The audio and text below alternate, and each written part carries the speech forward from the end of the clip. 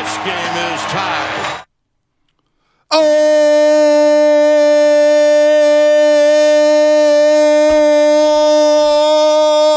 baby! It's Rams week. Wake up, folks. It's Rams week. Beat LA. Although that is a Blake Sable home run against the Cleveland Guardians. We'll sneak in some Giants talk here, and we'll get right back to the 49ers with Dave Flemming here on the Morning Roast. Good morning to everybody out there on YouTube and Twitch, powered by First NorCal Credit Union. Good morning to everybody on Xfinity Mobile text line, even the ones who are calling me a clown right now. I love you. Love you all. Call me all the names in the world. Good morning to everybody out there. I saw all the garbage trucks this morning driving up one-on-one, lined up there, coming from Recology. Shout out to all the garbage men. Our boy Fontana making it to Pittsburgh. That whole crew, Bay Rob, Buck. We had Big Boris out there tagged me the picture like yesterday. 27 Yankees. Gosh. Murderers Row. Murderers Row out there. Niner fans were deep. Deep. Gotham Arkham Asylum. By the way, we haven't forgot about the Giants talk. We haven't forgot about it. But if you're looking for the best Giants talk in the Bay Area, then you know where to go. Mr. Garlic Fries and Baseball Guys podcast. Joe Shasky, Sam Lubman. Boy, they've been struggling this last week trying to talk some Giants, trying to find some positivity out of them. Hey, Yastrzemski's been batting over 400 in the month of September. There you go. After you told him to shut the heck up, he started hitting. He heard you from Chicago. But hey, new episodes are now available wherever you listen to your podcast. Sam Lubman, Joe Shasky, the Garlic Fries, the Baseball Guys podcast. And, of course, we always talk to Dave Flemming every single week here on The Roast. We're doing it on a Wednesday this week. Flem, thanks for being flexible for us this week. Good morning to you.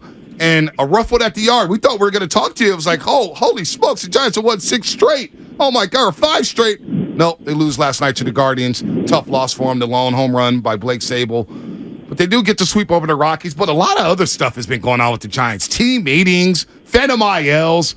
Boy, I know you were happy to get away from the Giants on Saturday night to go cover that Auburn-Cal game, Flem. Good morning.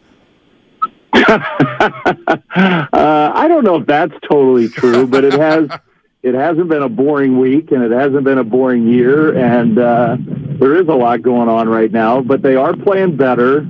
Even last night was a discouraging loss because a lot of the same problems cropped up, but at the same time, I think the at-bat quality has remained better. Like, they have definitely perked up offensively from all those weeks of struggle. So I took some positives out of last night. I thought Sean Manaea was great. And if you win today, you go 5-1 on the homestand. I think that's kind of what you got to do. You know, I'm looking at this team, and at one point this year defensively, I thought, man, they're really outperforming what I expected. And then you look up, and they have their 100th error last night on a Lamont Wade play, and they lead the Major League Baseball in defensive errors. What do you make of the collapse defensively? Yeah, I collapse sounds strong to me, but I agree with your overall point. Like, the defense has definitely gotten worse as the season's gone on, and that's discouraging because I thought that was one of the number one things in the early part of the year that the Giants addressed from last year and said, we got to get better at this, and they had gotten better. I'll say this. I think it has been a back and forth all year. When they've prioritized defense, the offense has often suffered. And then when they say, okay, we're not hitting, we got to get Jock back in left, we got to, get those rookies out of there who aren't hitting and get, we just got to jam Wilmer in, where although Wilmer's done a very nice job defensively this year, but I think they've chased offense lately, and that's hurt the defense. There's also some inexplicable stuff. Why has Lamont Wade? I don't think there's a good explanation for it. Lamont was playing a great first base, and now he's really having a hard time. Last night, that was the key play of the whole game, I thought. Yeah. So I don't know how you explain that, but the defense has definitely gone in the wrong direction as the season's gone on, and maybe it's the same explanation as why the offense has. The Giants have some players who, whether it's they need to be stronger, they need to be better conditioned, whatever it is, the season has worn some of these guys down, and maybe we're seeing the effects on both sides of the ball. Yeah, Dave Flemming here on the Morning Roast on 95.7 The Game, the voice of the Giants. You catch him on college football, college basketball. I'll ask him about Auburn-Cal in just a second, seeing an SEC team come all the way out in the Bay Area. It was a defensive game, no doubt about that. We'll get to that in a second, but off the field stuff, Flemming. I don't know what you can say and what you cannot say, but just very strange to me over the last few weeks here. We've had team meetings, Farhan coming out with vote of confidence and talking about the team and messages to the team. And you get Ross Stripling talking about phantom ILs. For a veteran team like this that has a lot of older players, very strange to me how things have kind of gone awry during a tough month of August. Now, I know we're in September, and September didn't start off great, but very surprising to see this team kind of start to point fingers, have all these team meetings. Seems like a lot of noise going on with the Giants. Like the noise from the Niners has transferred to Third and King with the Giants. And it's just very strange to see a team like this that has so many older players, has so much stuff going on off the field. Yeah, part of that is just probably it's big-time sports, and you got a lot going on in any one team. Part of that is just kind of natural. It happens with most teams. It's funny because when I'm around the guys, and I've been around the guys, I travel with them everywhere we go. I spend a lot of time with these guys. To me, it's a happy and close-knit group. I think the starting pitchers are the group that, I don't know exactly how to articulate it, but I think some of these starters who haven't been used in the traditional roles have expressed more dissatisfaction about that as the year's gone on. And I think, you can ask a lot of questions about that. Like, okay, the Giants are paying these guys a lot of money. Isn't the idea to kind of be a good teammate and do what your team asks you to do and what's best for the team? And if it's working, which it did for a lot of the year, shouldn't that be kind of the number one objective? And I think a part of that is true. I think the flip side is that some of these guys would probably say, hey, I signed to come here to do a specific job, and now I'm doing a different job, and that doesn't make me all that happy. So I think part of it is that. But I'll emphasize, like when I'm down there, I think this is still a team that's pulling for each other, that's trying hard to win every day. I don't think it's a team that's sort of thrown their hands up in the air and said, the heck with it. This group stinks. I'm not doing my best. I don't think that's happened at all. Well, what do you make of Harrison's last couple of starts? I was listening to him in the postgame. He just seems very mature beyond his years, but I know he's not exactly thrilled with the way that he's pitched, but also he's not like the sky is falling and he's overwhelmed. I don't know. I'm actually really encouraged with what I've seen from Kyle Harrison. More the demeanor off the field than the actual performance on the field, though he's been good. What do you make of Harrison thus far? Yeah, totally agree with you. I love the demeanor. I think I told you guys that, I talked to him after his first start, and he was pissed. He struck out all those Phillies. It was really impressive in a lot of ways. And he was just hacked off that he didn't go deeper, that he gave up the home run to Bryce Harper. The guy has set a high bar. He's got a lot of expectation. He expects to be great. I'm really encouraged by that part of it. He and Logan Webb have developed a close bond already. I think Logan's the perfect mentor for him, guy to help him adjust to the big leagues. I think it's very fair to wonder, like just pure performance, whether, the Giants have this very specific way of developing pitchers that does not push them when they're young and in the minor leagues at all. Very protective. And the whole idea is to avoid major long-term injury problems. And the Giants really believe strongly that that's what it does. But I think the downside to it is they're pushing Kyle here late in the year. He's pitched as much this year as he ever has, and he's showing some signs of a little bit of fatigue. And so, you can learn from that. You can learn from pitching through fatigue. You can learn from trying to dig deep when maybe your stuff isn't quite as explosive. And I hope that he does, because he's still doing a good job, and I expect him to pitch really well today. Scoreboard watching in full effect. Obviously, we're watching the Reds, we're watching the Cubs, we're watching the Diamondbacks. They'll play the Diamondbacks 2 times next week for the final time this season. Then at 7, it gets the Dodgers. And, Flem, you cover the league. You call national games. Something's amiss with the Dodgers right now. They had the situation with Julio Urias, and he's away from the team, and he should be away from the team. Dave Roberts says he's probably never coming back. He's going to hit free agency this year. No, that's probably the right move. Yeah. Walker Buehler not coming back till next season. It feels like the National League is it's the Braves and it's everybody else. Now, in the playoffs, we've seen it here in San Francisco. Anything can happen here.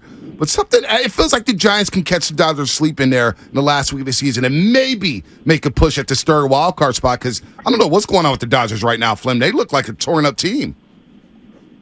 I do agree. It's like if I were them, I'd be concerned for a team that's got so much star power and has had such a good year again.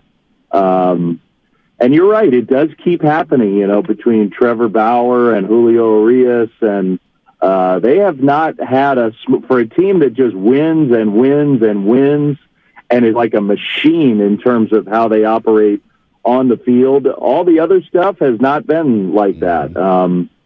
I don't know why that is, but I think it's possible. Kind of the main point that you're making, I think, is that it's possible that those games that were looking so tough on paper, maybe there's a little bit more. Maybe there's a little bit more of an opportunity for the Giants. I hope so. I mean, I think they're going to have to not just hold their own. I've said this for the last month. Like when you have this many teams competing for one spot, you got 4 teams for one spot.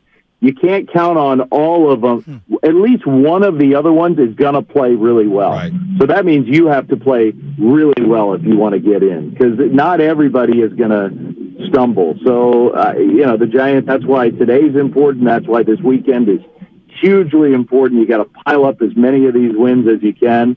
And then you go to Arizona and play the biggest 2 games of the year. And then you got those 7 against the Dodgers. And those are going to be tough. Look, obviously, I know you want to make the playoffs. I'm sure the team wants to make the playoffs. The fans want to make the playoffs. I understand all that. I'm just looking at September production. Mitch Haniger coming back. He's put together some good swings. I referenced Mike Yastrzemski earlier. He's been on fire. Clearly, Flores had a great year. How much of this September push here is going to bleed into the offseason thinking and affect how they construct this team next year? Because I worry that we're going to be a little too optimistic about what we're seeing in small doses here at the end. And I don't know, Flem. I sound like I don't want them to make a playoffs. That's not what I'm saying. What I'm saying is I worry that we cling to a 4-week stretch when the reality was for long stretches they weren't good. Well, I don't think the Giants are going to be, no matter what happens here, I don't think they're going to be delusional about what their strengths and weaknesses are. I think this year has been sobering. I think when you talk to Farhan and Gabe, they had higher expectations. They really are disappointed with the way the second half has gone. And, I hope that means some changes need to be made. I'm not saying firing people, but hey, we need to reevaluate how we assess this roster. I think to me, that's a fair takeaway from the last couple months. And so I don't think whatever happens here is going to change that. To me, you push hard to make the playoffs. Number one, just because you never know. I mean, you can get in and you can lean on a couple hot pitchers, and you never know. So you make the playoffs because you take a shot. The other thing is you got young players who you're trying to develop, and the experience of playing these games is so valuable. And so you watch how the young guys handle what's going to go on over the next few weeks. To me, that's where for next year you can learn some stuff. How can we rely on Luis Matos? Can Ryan Walker be a big part of our bullpen? Can Keaton Wynn be a starting pitcher for us next year? And there are others, maybe Marco Luciano. He came back last night, played a game in Sacramento. Maybe he gets back up here for the last 10 days and faces some of those Dodgers that Bonte's talking about. And maybe Luciano looks like a guy who can be the shortstop next year. So I think that's a big part of this final push as well. No doubt. It should be exciting here. And by the time we talk to you next week, we'll see what they can do against the Colorado Rockies in Denver. They've had ownage over the Rockies over the last few years, so that's a good sign for the Giants. Real quick, where you at this weekend? College football. You're at Cal last week. I always got to know where you at, Flem. Yeah, we were on our game was Colorado, and which was too perfect because, it's not going to be a very good game. It's going to be a blowout game, but still, Coach Prime right now is the big story, but College Game Day's coming in. So the whole operation moved. So we're going to Oklahoma for a not very good. Shouldn't be a very competitive.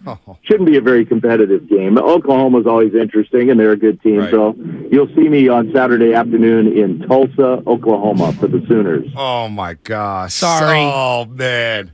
Kurt Warsh is going to join us in a minute. He's going all the way out to North Carolina to cover the Tar Heels in Minnesota. But he's happy about seeing the quarterback from North Carolina. Dang, you could have sat down with prime time. Flemming would have came back to the Bay Area with some chains, some new watches, maybe some gold teeth. Hey, I mean, I think there's still a good chance that we'll get him at some point this year. You know, we get a lot of these West Coast. Right.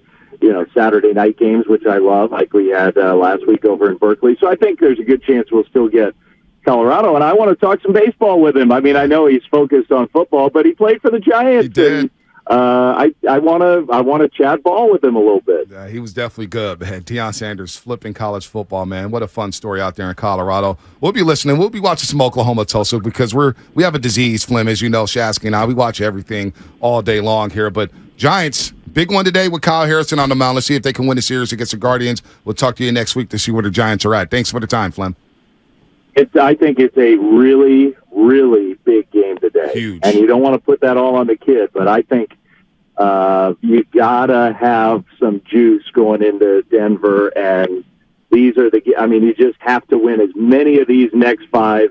Win them all. If you go 5-0, I think they have a great chance to make the playoffs. If they go 3-2 over the next 5, I don't like their chances all that much. No doubt. Flem, take care, man. We'll be listening. Talk to you guys next week. See ya. Dave Flemming here on the Roast on 95.7 The Game.